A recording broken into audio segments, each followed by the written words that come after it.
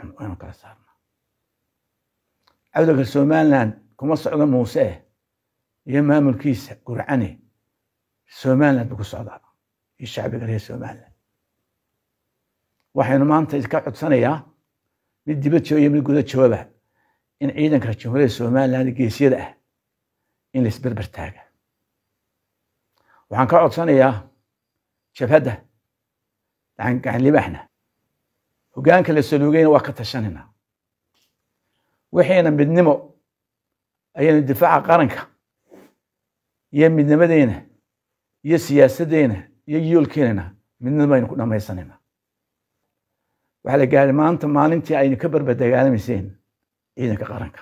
waxaan leeyahay shacbiga reer Somaliland waa inay qof kastaba u tuutaa xidhaa.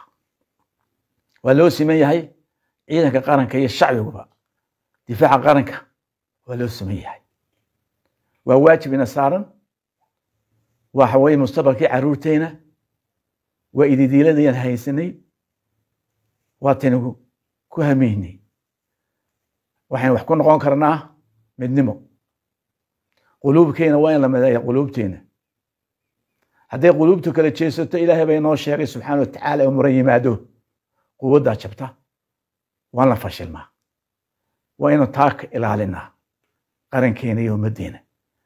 shacbigeena wanaagsan ee dulqaadka badan leh ee goobta ah waa inaynu ka ilaalinaa.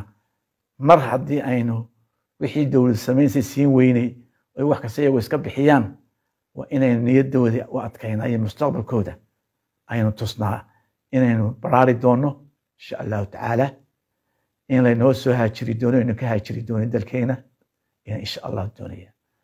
waxaan ugu gobaabinayaa dadkii dibadda ka hadli jiray waa waqtigeenu mid noqoninay mid